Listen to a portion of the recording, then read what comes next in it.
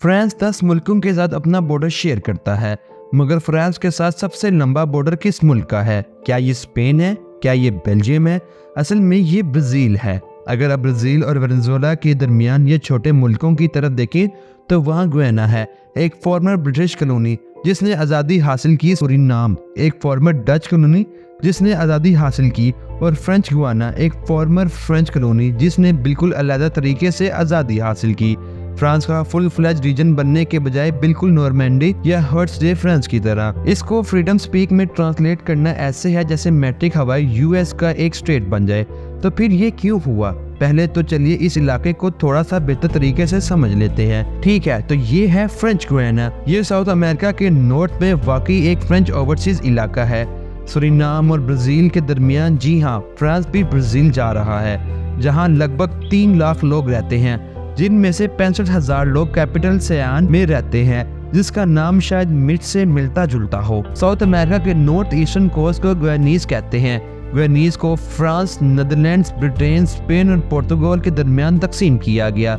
ये रिस्पेक्टिवली वो जगह है जिनकी आज हम बात कर रहे हैं। ये है इंडिपेंडेंट नेशन सूरीनाम और गुयाना। ये वेनेजुएला के गुयाना एरिया और ब्राज़ीलियन रियासत अमापा बन गए हैं, जबकि फ्रेंच प्रेजेंस के पहले सिलसिले को 1503 तक दर्ज किया गया था। सयान 140 साल बाद जाकर कायम हुआ। फ्रेंच गुयाना की कॉलोनी ने स्लेव के तौर पर तरक्की पजीर हासिल की, जिसकी अक्सरियत गुलामों की आबादी को अफ्रीका से ट्रांस अटलांटिक स्लेव ट्रेड के जरिए लाया गया था, जबकि फ्रेंच कॉलोनी सल्तनत अमेरिका में कमजोर होती गई और इलाके से हकीकी कॉलोनियात नहीं बन सकी।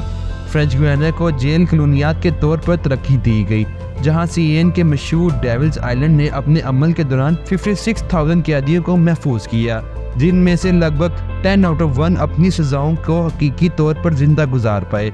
जबकि पेरिस वर्ल्ड वॉर 2 में जर्मनी के कब्जे में आ गया, तब से फ्रेंच गुयाना को विची फ्रांस के ज़ेरे हुकूमत रखा गया। लेकिन कॉलोनियात 1943 में फ्री फ्रांस पर सपोर्ट करने लगा। 1946 में फ्रेंच गुयाना को एक कॉलोनी से ओवरसीज इलाका बनाया गया, साथ ही ग्वाडेलूप और मार्टिनिक के साथ। अब जबकि फ्रेंच गुयाना यूरो का इस्तेमाल करता है और बैंक नोट्स के डिजाइन में भी शामिल है, और इसके रिहायशी फ्रेंच शहरियों को और बराबर हकूक और जिम्मेदारियां हैं, लेकिन ये शेंजन एरिया में नहीं है। लेकिन ये यूरोपियन यूनियन का अभी भी हिस्सा है। इसका मतलब है कि नॉन फ्रेंच ईयू कंट्रीज के शहरी यहाँ पर लियोन जा रहे हैं, लेकिन शायद थोड़ी ज़्यादा तादाद में। यहाँ ईयू के बाहर यूरोप में सबसे बड़ा ज़मीन का टुकड़ा बनाता है, क्योंकि ग्रीनलैंड इसका हिस्सा नहीं है, और सिर्फ 3 ऐसे हिस्सों में से एक है जो आइलैंड्स नहीं है।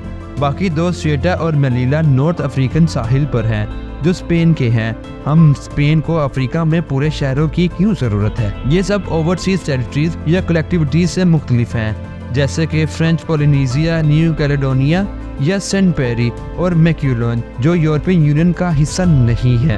अपने कवानीन को ज़्यादातर हालात में खुद बनाते हैं और अपने प्रेसिडेंट्स का भी खुद इंतखाब करते हैं। 2019 फ्रेंच सेंसस के मुताबिक सिर्फ करीब 56% फ्रेंच गुयाना की आबादी असल में फ्रेंच गुयाना में पैदा हुई थी, जिनमें लगभग 10% मेट्रोपॉलिटन फ्रांस से हैं और कुछ ज़्यादा फ्रांस के दूसरे ओवरसीज टेरिटरीज और डिपार्टमेंट से हैं।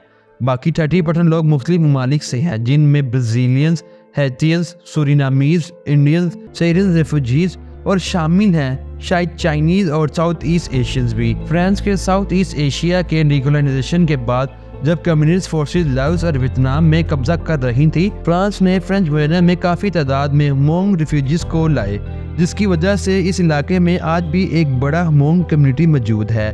फ्रेंच गुयाना फ्रांस और यूरोप के लिए आमतौर पर स्पेस के मामलात में अहम है।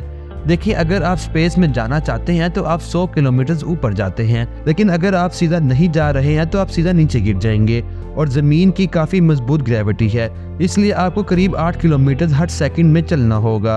आप ये किसी भी रूप में कर सकते हैं, लेकिन सबसे आसान तरीका ईस्ट जानिब जाना है, क्योंकि आपको ज़मीन से घूमने से छोटा सा फ़ायदा मिलता है, और हाँ, आपको वो फ़ायदा नॉन पोलर लैटिट्यूड में भी मिलता है, लेकिन ये इक्वेटर पर सबसे ज़्यादा मजबूत है। ये भी आसान है अगर आप इसे किसी भी कॉन्टिनेंट के ईस्ट साहिल पर डाल दें, ताकि अगर रॉकेट हवा में खराब हो जाए तो उसका कचरा किसी भी आबादी वाले इलाके पर ना गिरे। इस तरह क्वारो में Guyana space centre European space agency के प्राइमरी तौर पर लॉन्च पॉइंट और इक्वेटर के नज़दीक सबसे बड़ा लॉन्च साइट है।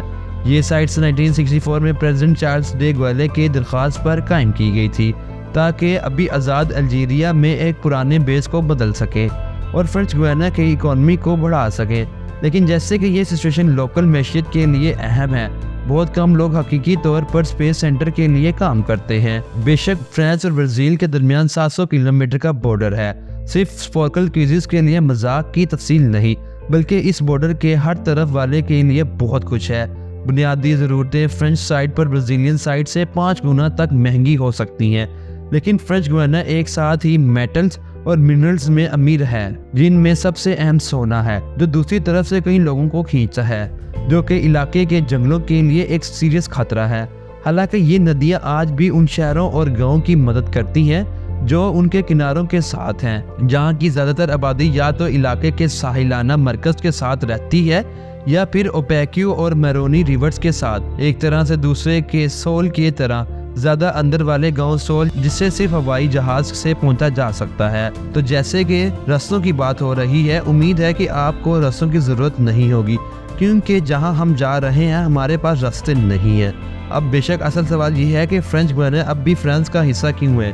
سیدھے طور پر ایک 2010 کے ریفرنڈم میں 70% فرینچ گیانیز ووٹ کرنے والوں نے فرانس سے زیادہ آزادی حاصل کے خلاف ووٹ کیا۔ فرینچ گیانا کا G D P per capita لگ بھگ 15,000 یورو ہے، جو میٹروپولیٹن فرانس 44.4 کے ڈالرز کے مقابلے میں بھیانک ہے، لیکن پھر بھی برازیل 9.67 کے ڈالرز اور سورینام 5.56 کے ڈالرز کے مقابلے میں آگے ہے۔ یہ نہیں کہہ رہا کہ سب کچھ فرینچ گیانا میں ٹھیک ہے، بس اس لیے کہ وہ فرانس کا حصہ ہے۔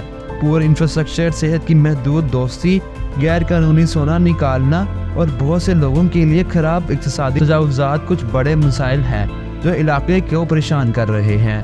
لیکن ہر حساب سے علاقہ آزادی نہیں چاہتا اور کسی بھی شہری کو خود کے لیے خاص ارمان نہیں ہے۔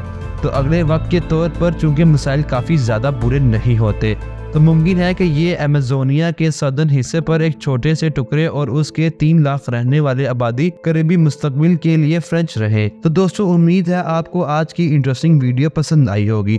اگر آپ ہمارے ساتھ اور ایسے ویژول ٹورز کرنا چاہتے ہیں تو انفو موزیک کو سبسکرائب کریں۔ اپنا بہت سارا خیال رکھیں۔ اللہ حافظ۔